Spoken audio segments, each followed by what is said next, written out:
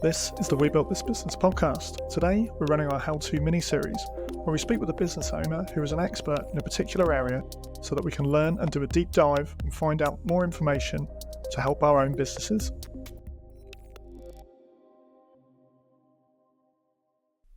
Hello. Today, I'm pleased to have Alex Chisnall on the We Built This Business podcast. Alex is the founder of Podpreneur. He has recently co-founded Pod School and is also the host of the #1 rated business podcast, Screw It, Just Do It. Today, as part of our how-to mini-series, we'll be talking about how to launch and grow a business podcast. So Alex, welcome to the show. Thanks for having me. Absolute pleasure. Thanks for the invite. So I met you, Alex, I think it was about 2 months ago now, down in Bournemouth. I came down to Poole and I actually did a training with you before we relaunched this podcast. So really excited to kind of learn a little bit more about how you would go about building a new podcast and also launching today. But if I could just dial back to how you got into podcasting. Yeah, sure. And I think, like a lot of people, it was a podcast that got me into podcasting. So and I can't recall how I came across this podcast, but the podcast in question was How I Built This by a company called NPR, hosted by a guy called Guy Raz. And they would ultimately every week tell the story of a real blue chip business like a Patagonia, an Airbnb, an Uber, something like that, as how they went from startup through to scale up and ultimately exit. That was the first podcast that pulled me into that space. I used to love it. I used to literally go to bed on Sunday night thinking about the new episode. That's how sad I am, thinking about the new episode dropping on a Monday, and literally looking forward to my commute into work on a Monday to be able to listen to the latest episode of that show. So once you fell in love with the show, what kind of then took it to you starting your own podcast or starting Podpreneur?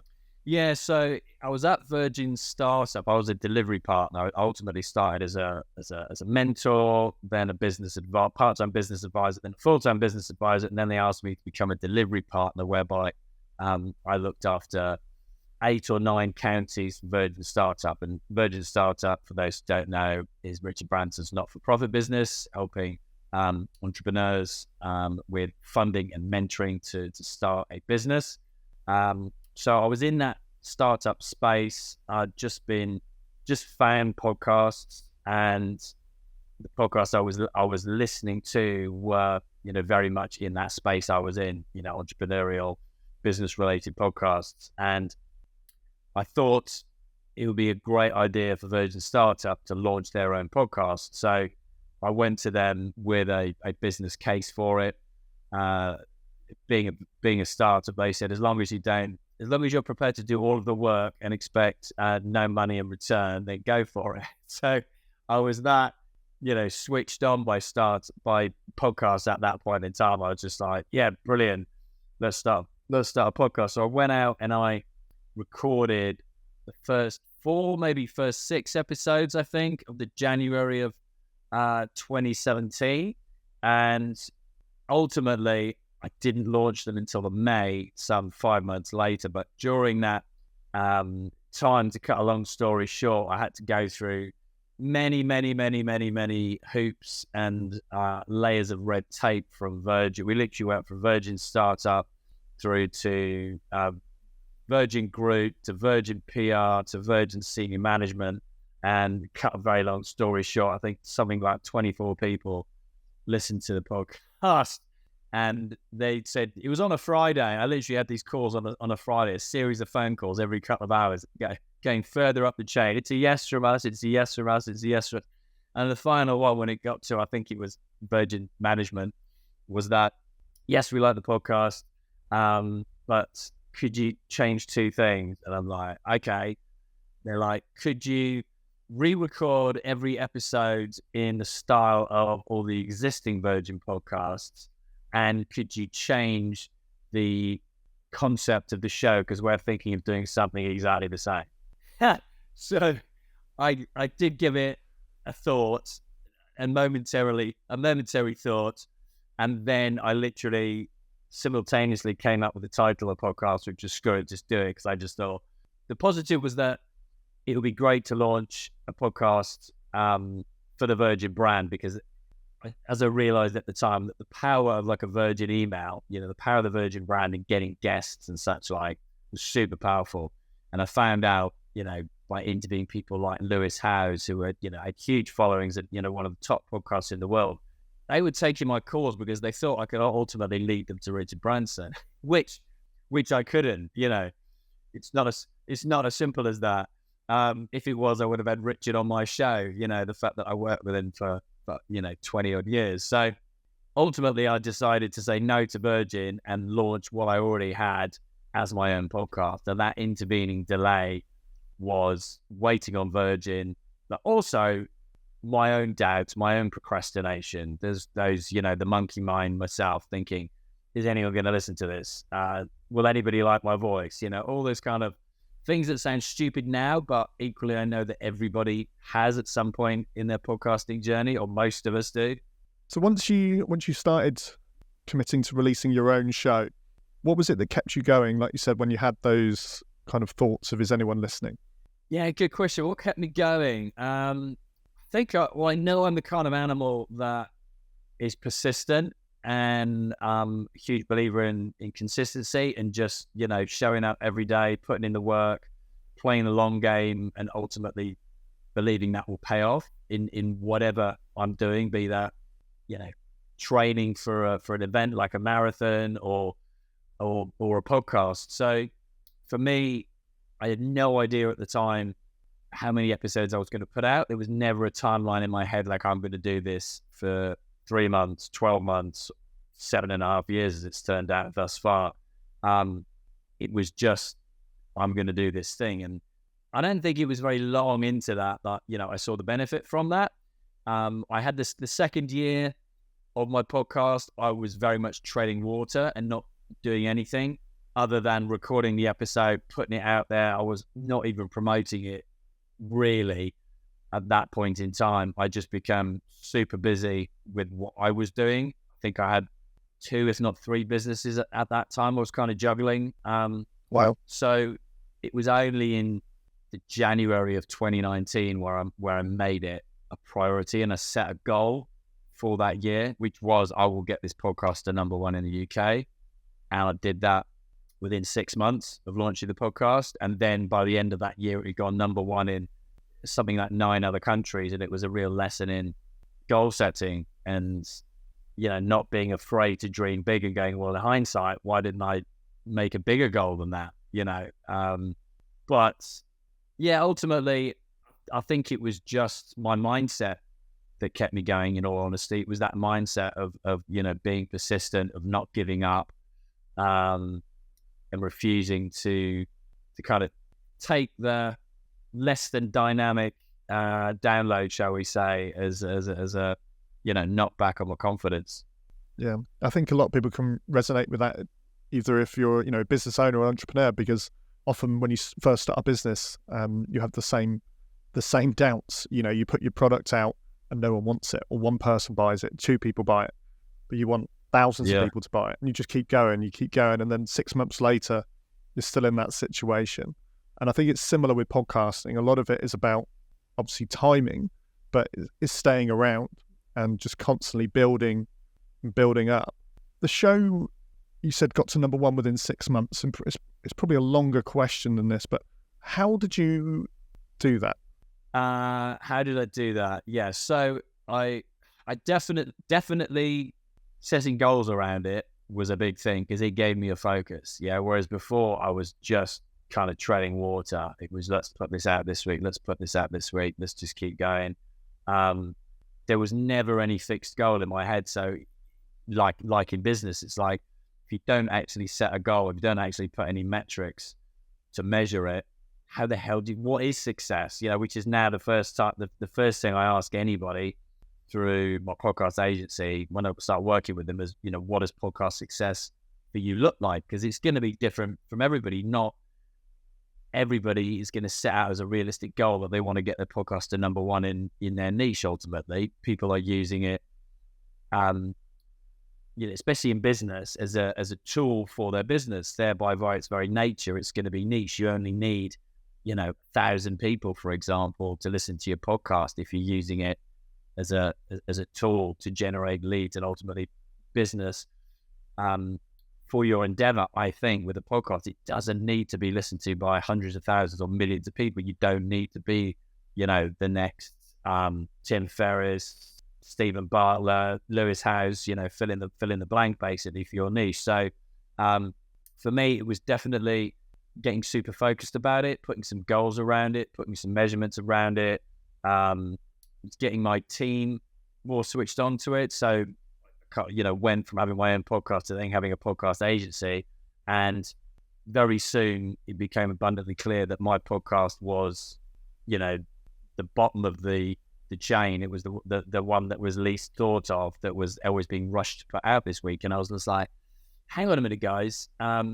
Surely my podcast, Screw It, Just Do It, should be the best product, the best podcast we could possibly put out, because that's only going to reflect well on us. If we're putting it out late every week and it's a bit shoddy, it's not that well edited and produced, then who would want to work with us? Because that's what their assumption is that they're going to get. So it was those things. And like anything in life, you get a little bit of luck as well. You learn things along the way. And for me, the episode that went to number one first was with Julian Hearn from Huel. And at the time, Huel had gone from like a 750,000 revenue a year business to 10 million to 30 million and then 50 million. Then now I think it's, I don't know how far away it is from a billion, but I know it's, north of 500, 600, 700 million. And it was just, again, getting someone at the time who had a real, what would the right phrase be? A real tribe of people. They call them hooligans, that would, not the biggest community in the world, but a real engaged community, so that anything that they would put out, their community would lap it up. So I think getting a business at a relatively early stage in their journey, and getting the founder to share it had a massive impact. And that kind of snowballed then, because the next episode, which was James Haskell, I caught him in a really good time, in that he'd just been forced to retire as a rugby player. He was going on, I'm a celebrity, get me out of here, all this kind of stuff. That went to number one. It really snowballed off the back of that. I really, as in anything in life, it built momentum, and momentum becomes that kind of, unstoppable force. Whereas before that, I'd actually got to number two about 4 times. And a lot of people would go, just, that's great, accept that. And again, yes, it is a vanity metric, but it also does ultimately, show you that you're doing something right. If your podcast is going from, 200 to 20 to 2 to number one, it shows you're moving in the right direction. And it was The Guardian had a podcast. I can't even remember what it was now, but that was the one that always stopped me. And I just thought, how can I compete with a national newspaper at the end of the day? So yeah, it was a few things, but I think definitely, setting a goal, setting some metrics around that, making it focus of those people who I was working with as well, getting the guests to share it. And again, with the James Haskell one, I think that was at number 4, and he'd only shared it on his business channel. He hadn't shared it on his personal channel, which is where more of his followers were. And again, I just thought, do you know what? Let's just give him a nudge, send him a message. What have I got to lose? Which is what I did. And within couple of hours, it went from like number 4 to number 1 again. So I think it's just, again, having that attitude of being persistent, not taking no for an answer, that comes from, kind of mindset that I think I've built up from being in business over the years. Yeah, I love the power of a goal, especially when you achieve that goal. There's no better feeling, especially when it's quite, shooting for the stars almost goal as well, isn't it? Like you said, you're competing against national newspapers, you're competing against people with much bigger resources than you have, and to be able to get that goal is fantastic. So your show's reached number 1. Had the Podpreneur agency already started by that point? Yes, it had. It started just before then. It was around that time. Those were like the first seeds of of the agency, and that was literally people asking my advice about their podcast. And I hosted a workshop, then hosted another workshop, which, funny enough, I parked until you came on my workshop. So these are all post lockdown, post COVID, and I'd literally just started my agency that year. And the first one I did, funny enough, was for an events company, and it was what would the right phrase be? The right phrase would be, they weren't paying me to do it. We were doing it like, you do this for me and I'll do this for you type thing, Quid pro quo almost. Yeah, that's right. I was trying to think of what the right phrase, pro rata was coming up in my head. I was like, that's not the right phrase. So yeah, it was that year. It was around that time that we launched that, and we started working on the first podcast. And then, of course, started really well, got a bunch of clients, and then before you know it, COVID strikes, and literally every single client except one, which was the event company, who are now paying me because, again, it did what it said on the tin for them. It helped drive ticket sales, helped build awareness, helped build a community for them. But then, as I say, COVID struck, and literally every single client we had, bar one, disappeared. Literally in, if not 24 hours, not long after. And a lot of that was just not even actually being able to get hold of anybody. So if you and your listeners remember people being furloughed, a lot of those were short-sighted companies with the first thing to go being marketing. And it was like, there literally is no one here to have a conversation with anymore. You're like, what's happened to you? Where have you gone? No idea. They just stopped paying. It's it was a time like no other, that's for sure. I'm just thinking, when you had one client left, how did you keep going? Like a lot of people, bounce back loan helped. I had to completely, again, change my team and ditch the office in central Bournemouth, ditch the team as well, from being physical in-house to completely online, scattered all over the world. Literally cut it right back, and then go again with a new model. And just like a lot of people, literally struggled along, just barely covering the bills. And there was just no one to have a conversation with, right? There was no one to have conversations with. The conversations I was getting guests on the show and hearing their stories on how they were dealing with their business as well. And trying to sell anybody a podcast was, that far down their priority list. Everyone was thinking survival at that time. Yeah. Now, ironically, because podcasting started to explode as well then out of COVID. Yeah. The actual listenership, people started. Did you find that suddenly you had a big uptick once things started opening up? Yeah. And for me, finding a new social media platform, which many people might not remember, I don't know, called Clubhouse, which was, the first audio only social media platform. That was huge for me. The first time I've ever gone on a social media platform and grown, a 5-figure audience in a ridiculously short period of time. And a lot of those people who I met on there wanted to work with me. I guess by accident, just by force of nature, I found the first social media platform that I actually liked, because all I did was do what I'm doing now with you, literally just talk to people about podcasting, about business, about content creation, thought leadership, all those kinds of things. And we were doing it every day, literally did it every day. We had a daily show on there, me and a friend of mine called Sabrina, who was on The Apprentice, one of those series. And we'd been friends from her coming on my podcast as a guest, funnily enough. And we hosted a daily show. We just built this following, and clients came through that. And built the business back up through that way. And then, each scaled the team accordingly to meet the demand. It's incredible. I remember Clubhouse. I didn't actually go on it, but it seemed to be come and gone within, I swear, a year and a half, around that time. It is still going. A friend, one of the guys in Pod School, Pete Cohen, he said he went on there the other day to do some promotion for a documentary he's got coming out, and he just said, don't bother, it's dead. It was literally, I don't know who's in there. There's people still doing stuff in there, but where in the world it's successful, clearly not in the UK anymore. And you're right, it soared and crashed and burned all in a very short period of time, as the world returned to normal and people realized they didn't need to be online talking to each other 24 hours a day. Yeah, that's true. Before we go on to the key questions today, which is how to launch and grow a business podcast, I just wanted to find out a little bit more about, so obviously through Podpreneur, what kind of successes do you find like business owners, entrepreneurs have when they launch their own podcast? Have you got any examples?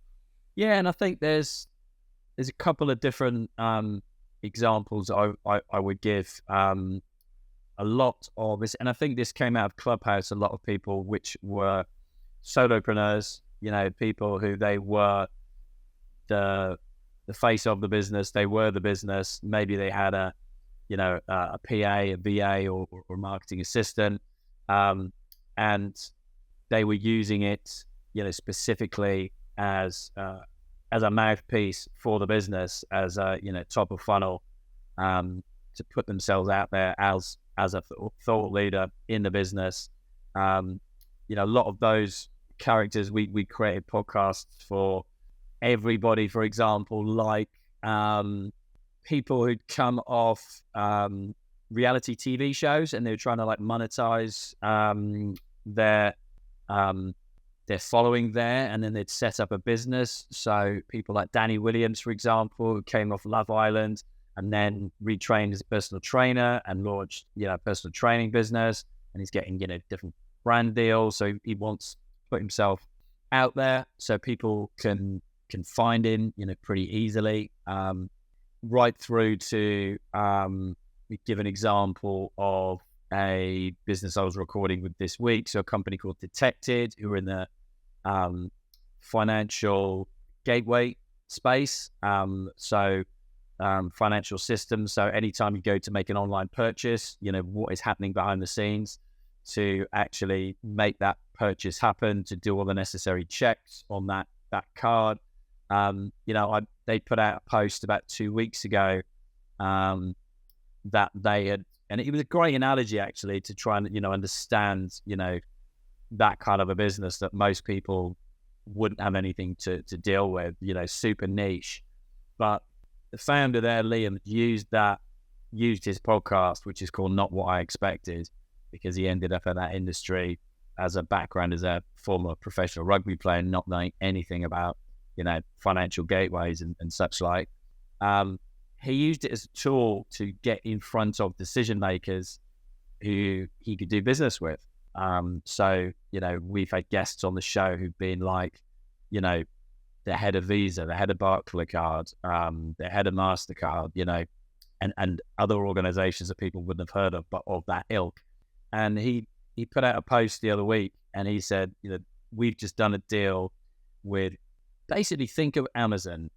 If Amazon came up with a brand new product and that product was your product, they decided to partner with you, and Amazon decided to sell that product across the world and no one else was selling that product except Amazon. Think of it like that. You go, that's what this organization have done for us. And I've met that organization through getting their head of compliance, or whatever the title might have been. I can't remember exactly now, but getting that person as a guest on the podcast, getting to know them, by the end of that hour, and he's a very charismatic host, Liam. He's a complete natural as a host. I won't take that away from him at all. By the end of that hour, by asking the right questions, his guests know, like, and trust him, and he's managed to find out, through asking the right questions, what challenges that business has got and how his business, Detected, can provide the solution for that business. And I always say to everyone, look, even if you can't 99 times out of 100 provide the solution to that business, you still placed yourself as a thought leader in that space. You built brand awareness, you're building your network, and through building your network by getting other guests on the show, even if he can't provide that solution right there and then for that person, he should be able to signpost him to someone else, which just makes him look super helpful at the end of the day. anyway. So it was fantastic to read that post on LinkedIn, because I knew it was working well for him, because I could see the caliber of guests that we were getting on the show. And again, not huge numbers on the show. It doesn't need to have huge numbers. It's a couple of thousand people, a month that are listening and watching those shows.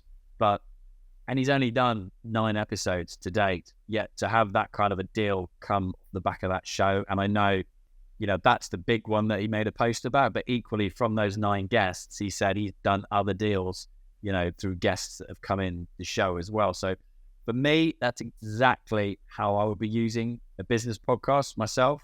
I would be using it ultimately as a tool to generate relationships, which can generate leads and prospects and ultimately sales for your business. Meanwhile, you're building the brand awareness, not just for the business, but you're building your own personal brand at the same time. And people want to do business with people. So if Liam comes across as a great person, trustworthy person to do business with, especially in the business he's in, which is all based around, trust when it comes to payment solutions and payment gateways, etc., then for me, go achieve. Yeah, I mean, monetization, I was going to come on to that, but I think you've just explained it perfectly. I think a lot of people think about monetization through podcasts as, the sponsorships, adverts, brand deals, but the main source of revenue for a business owner, if you're in a niche, is finding a problem that someone has. And if you have that solution for them, by meeting them, you get to offer that opportunity to provide the solution. And that's how you actually make a good return on the podcast. So no matter the industry, there's going to be a potential podcast that you could set up where you could interview the right people and find your ideal client. 100%. And that's something I guess that a lot of people just don't think about. No, most people think exactly along the lines that you just alluded to. They think when it comes to making money from podcasts. And look, I believe everybody should monetize a podcast, in that they should get the time that they invest in back to them. You don't want it to just be an expensive hobby, I think, ultimately. Look, for me, I started my podcast, and people start podcasts for different reasons, right? I didn't start my podcast to make money. I started my podcast when I was at Virgin Startup, because I was coming across really interesting businesses, and I was becoming aware of other business owners in the space. And I wanted to have conversations with those people. I wanted to pick the brains of those people. I wanted to learn from those people. So, that's how I used my podcast. How could I get in a room with these people that wouldn't normally have a conversation with me? And, the likes of Dragon's Den investors, billionaires, multi-millionaires, lords, ladies, Olympic athletes, all these kinds of people. Otherwise, how am I going to get in a room with them? No idea. So for me, that's how I started the podcast, monetizing it through a number of different ways, through hosting live events and selling tickets, selling books for guests that have come on the show, masterminds, sponsorship. We just had another sponsorship recently. Those are great, but I've also had people come through who have become clients of the agency. And to make that work properly, I would launch another podcast, which I'm interviewing people who I know haven't got a podcast already. That's how I would, be going about it. I wouldn't be leveraging my current podcast to do that.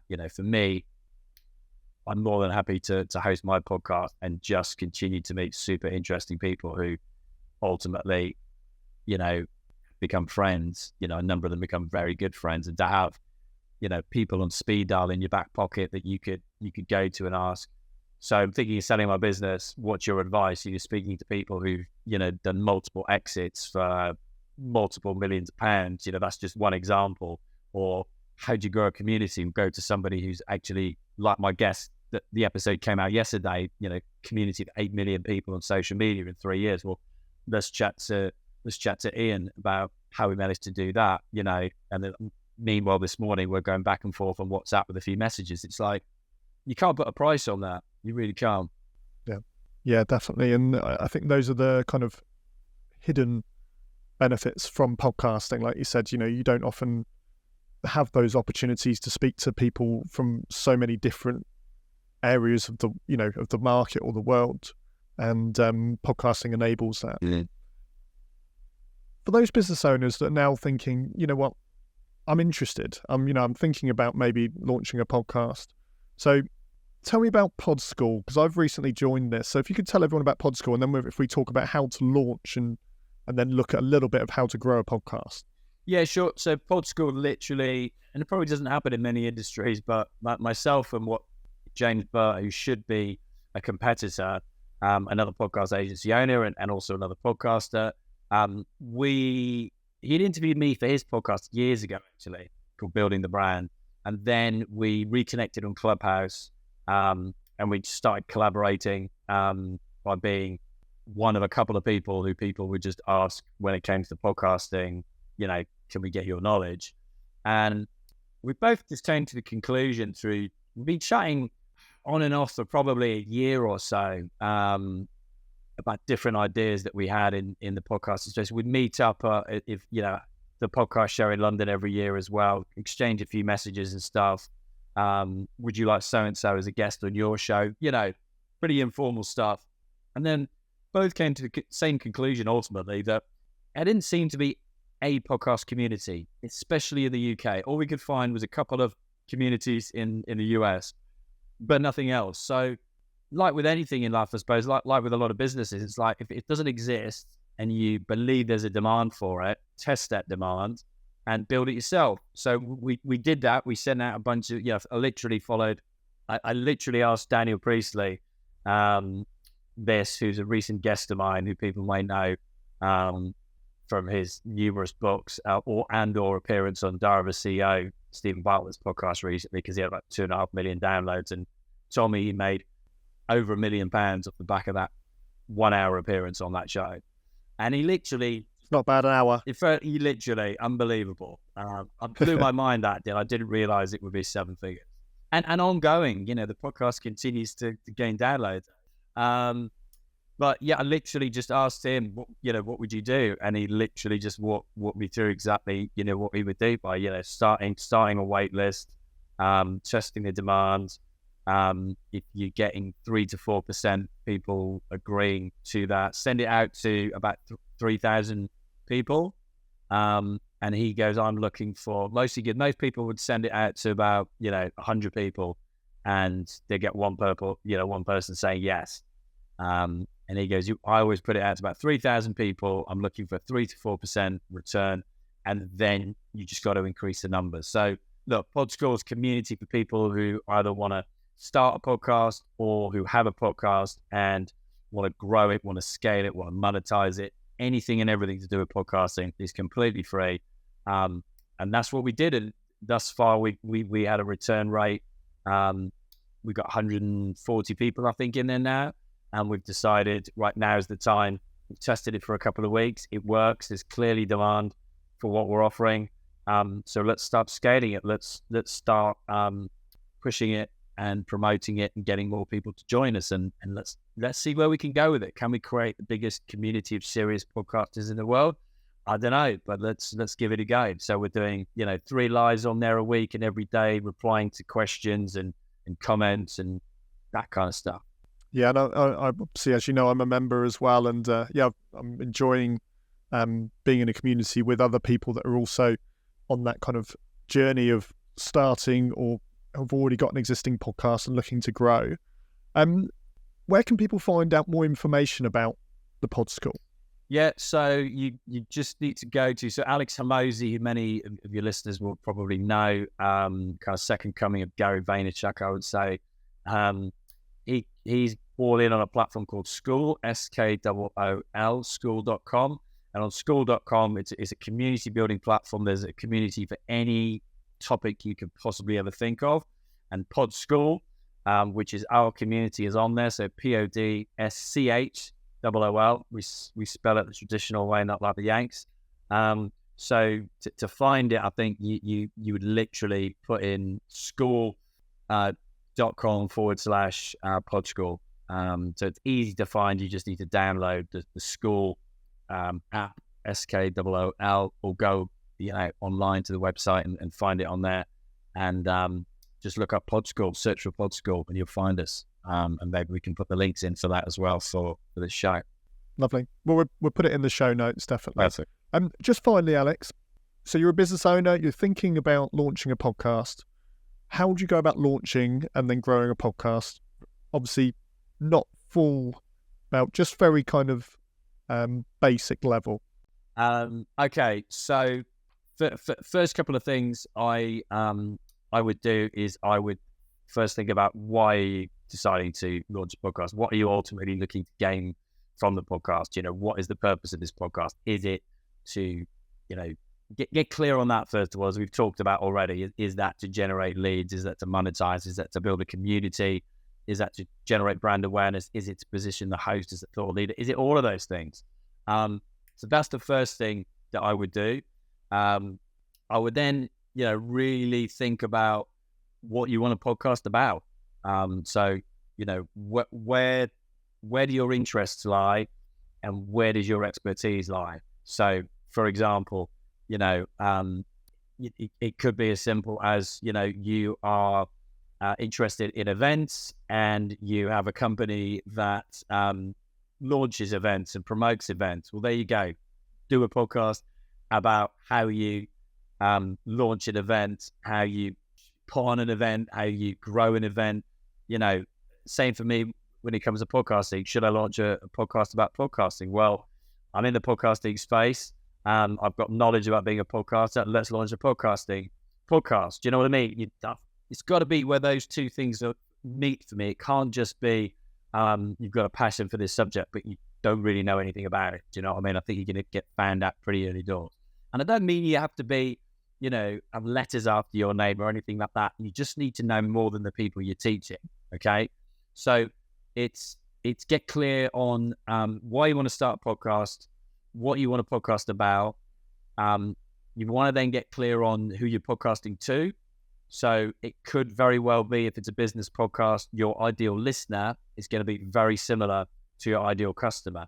And that could be, you could be the ideal customer. Quite often that is the case with podcasts. Like the ideal listener is you.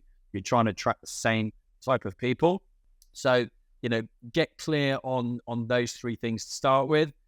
Then I would look to, brainstorm two different things. Brainstorm the topics that you're going to talk about in your podcast. And if it's a guest podcast, then brainstorm the type of guests you want to have on that show. And then you're trying to marry up the two. It might well be that your podcast is just you talking to the camera and you need to own those topics. You are the expert and you're talking about it. For me, I love guest podcasts because it increases the reach of your show, because you're trying to get your guests to share that podcast with their audience as well. It brings another voice, which is great for audio rather than just listening to one voice, I think, as well. Lots of different dynamics around that. So that's how I would start, to get those kind of building blocks in place. Because if you haven't got those foundations, it's very soon gonna fall around your ears. And then it's a case of, there are a million YouTube videos out there on how to launch a podcast, how to set up hosting platforms, how to sync up the hosting platform to the different distribution channels. And by that, I mean the Spotify's, the Apple, the YouTubes, etc. Equally, you could come and join Pod School and learn how to do it for free.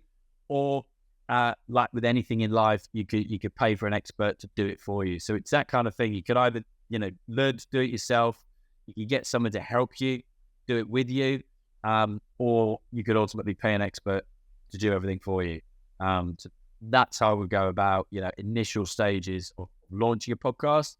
And then, look, for me, once you've launched it, it's not the same as once you've launched a product or a new service in your business. It becomes a marketing exercise. This thing exists.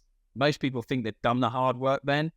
Unfortunately, no, you've just created the thing. The hard work is telling people about the thing and getting them to listen to your thing, or if it's a product or a service, buy your thing. So guess what? It becomes a marketing exercise. So it then becomes a case of, putting a marketing strategy in place, It's creating assets that you can use to promote that podcast. And in the podcast, it's, the video clips, the static artwork, all this kind of stuff that you can promote for your own channels.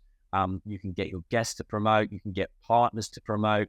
It really does become, a marketing piece after that. And then it's a case, as you'll know, again, setting goals, being super consistent, and making sure you're going in the right direction, that you're gaining subscribers, you're gaining followers. Are you hitting the targets that you set for this podcast? Are you generating leads, prospects? Are you turning those prospects into leads? Are you turning those leads into business for your podcast?